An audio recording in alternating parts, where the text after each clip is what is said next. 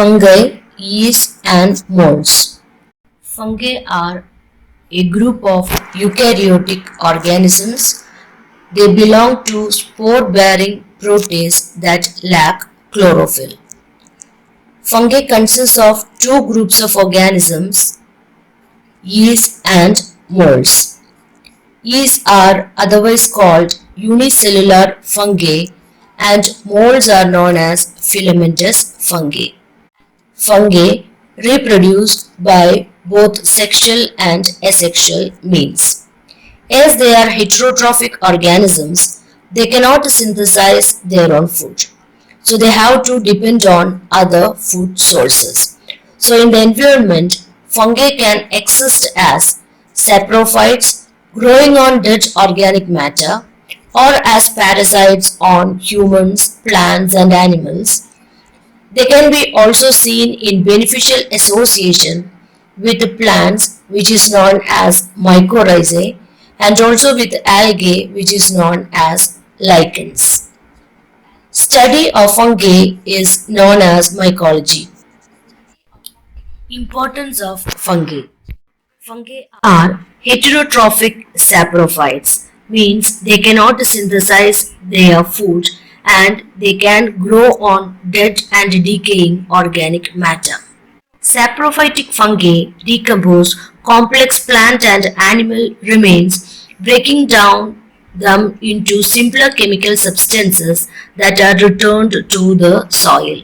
So they play a very important role in increasing soil fertility. Usually, fungi act as the primary decomposers and they are highly beneficial to humans. They are involved in the biogeorecycling of organic compounds. When fungus is seen in association with the root system of plants, they are called mycorrhiza.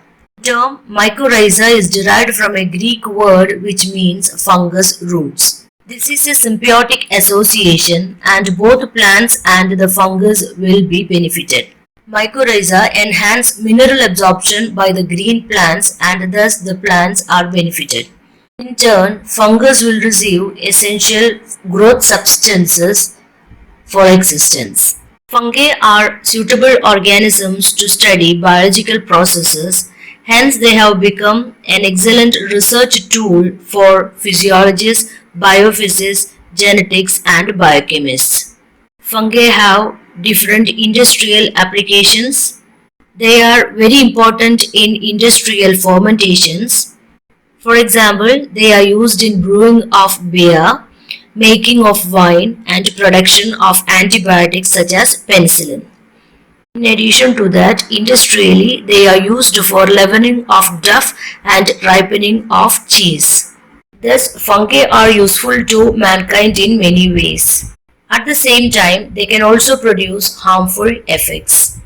They act as decomposers of timber, textiles, food and other materials. When they live as parasites, they cause diseases in humans, animals as well as in plants.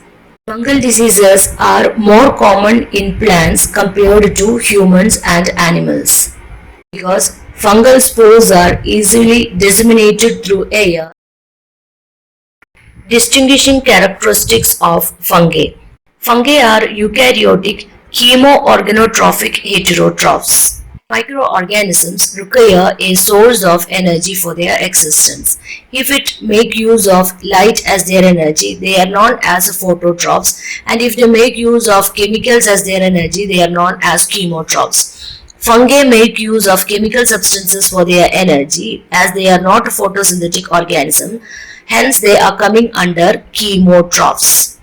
Also, microorganisms require source of electrons and this source of electrons can be organic compounds or inorganic compounds. Here fungi make use of organic compounds, hence they are known as organotrophic organisms.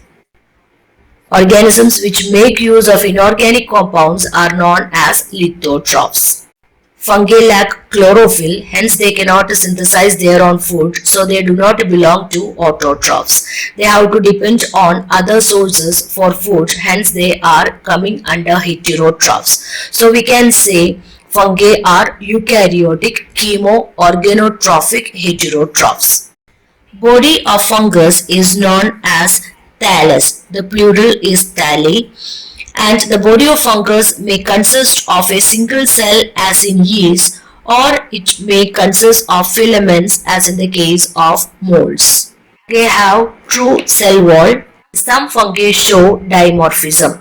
Dimorphism is existence of fungi in two morphological forms. Some fungi exist in the yeast or single-celled form when it is inside the host cell like human beings, or when they are cultivated at 37 degrees Celsius in the laboratory conditions. When these fungi are isolated from the host and cultivated under laboratory conditions in common growth media like Sabrots dextrose agar at room temperature, they will start growing as filamentous form. Such fungi which exist in two morphological forms, that is like the yeast and the filamentous form, are called dimorphic fungi. Dimorphic fungi, when they grow saprophytically in the soil, will also form filamentous structure. Demonstration of dimorphism is considered as the best method for laboratory identification of such fungus. Morphology of fungi. We already mentioned that fungi exist in two forms, that is yeast and mold forms. First we will see the morphology of yeast cells. Yeast are usually larger than bacteria. Bacteria are very small, most being approximately 0.5 to 1 mm in its diameter. These cells vary considerably in their size.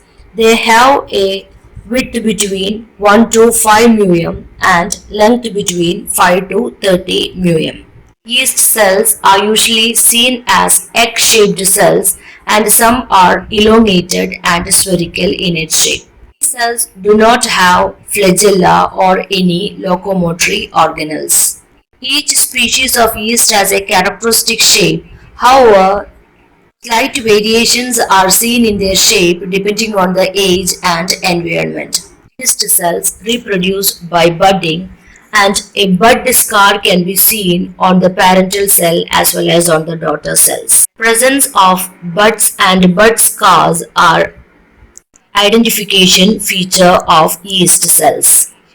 Most widely used yeast for industrial purposes is Saccharomyces cerevisiae.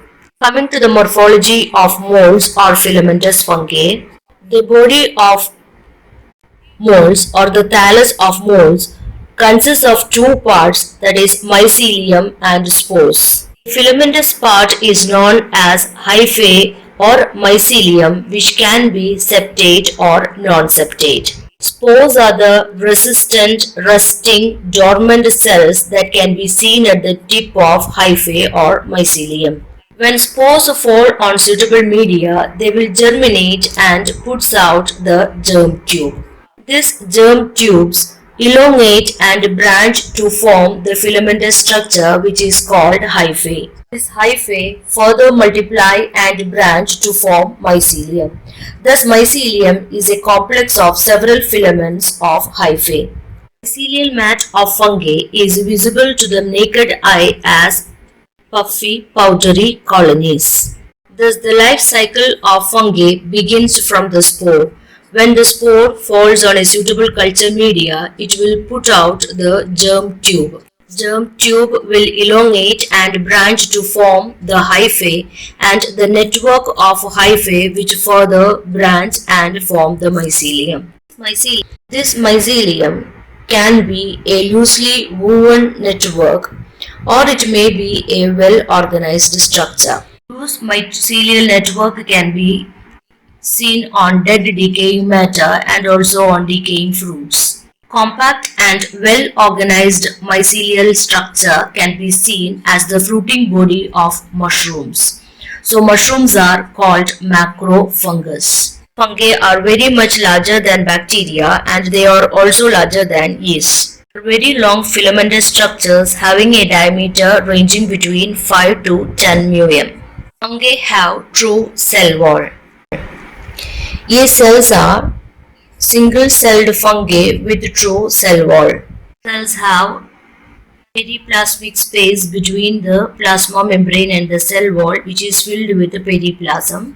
Cells have all organelles that are typical for eukaryotic cells, which include the plasma membrane, protoplasm, true nucleus, peroxisomes, Golgi apparatus, endoplasmic reticulum, ribosome, mitochondria, vacuoles, secretory vesicles, cytoskeleton, etc. It is stored as glycogen and lipid globules. Coming to the morphology of molds, we already said that molds are multicellular filamentous forms. They are composed of an outer tube-like wall surrounding a cavity. Cavity of hyphae is called lumen, which is filled with protoplasm. In molds, a double-layered membrane is seen between the cell wall and protoplasm, and this double-layered membrane is called plasma lemma. In molds, the innermost part is lumen, which is filled with protoplasm, and it is surrounded by the double-layered membrane plasma lemma, and then it is covered by the true cell wall. Cell wall of molds are consisting of matrix and microfibrils. Matrix is made up of proteins, lipids and other substances, and microfibrils are embedded in the matrix. Microfibrils are composed of hemicellulose and chitin and true cellulose in the case of lower fungi. Molds also contain nucleus and other cellular components of typical eukaryotic cell. This diagram is showing the structure of fungal hyphae. Partition between the cells of hyphae is called septum. Cellular organelles like nucleus, mitochondrion, Golgi complex, ribosomes, endoplasmic reticulum, vacuoles, etc. can be seen in the diagram. Here also the food is stored as glycogen or lipid globules. Growth of hyphae takes place at its distal end near the tip. Major region of elongation is just behind the tip. Hyphae become elongated by the division of cells by cross wall formation. Cross walls or septa are formed by centripetal invagination or inward growth of the existing cell wall. These cross walls constrict the plasma lemma and grow inward to form an incomplete septum. Here, complete partition of the cells is not taking place and a pore known as central pore is left behind in the central region. This central pore allows the movement of protoplasm from one hyphal cell to the neighboring hyphal cells. This process is known as protoplasmic streaming. Through these pores, even the nuclei may migrate from cell to cell in the hyphae. Thus, the central pores maintain the continuity of protoplasm. These pores also help in quick transport of nutrients and nourishment of reproductive hyphae.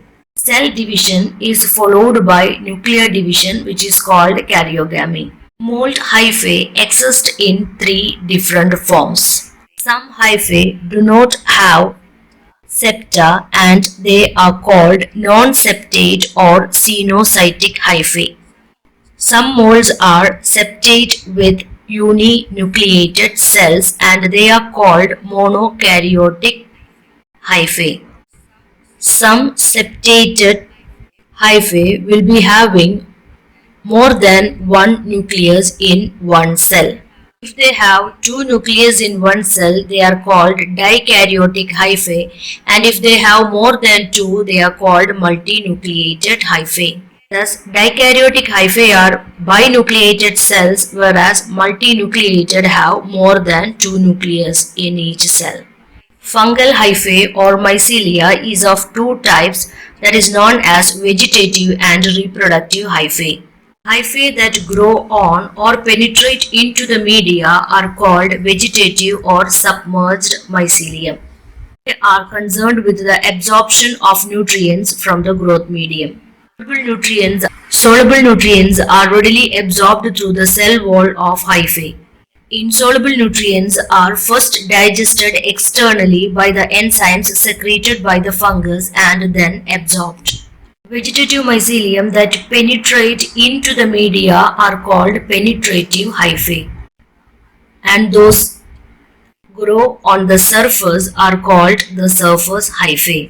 Puffy growth of vegetative hyphae on the media is called aerial vegetative hyphae. As the term indicates, reproductive mycelia is concerned with the reproduction of the fungus and they are responsible for spore production. They are usually found protruding out from the media into the air and they are called aerial reproductive hyphae. Structure of the spore and spore-bearing hyphae are the important identification features of fungi. So while doing identification of fungi in the laboratory, we have to make use of aerial reproductive hyphae. Vegetative hyphae do not give features for identification. Vegetative hyphae appear similar in many of the fungus.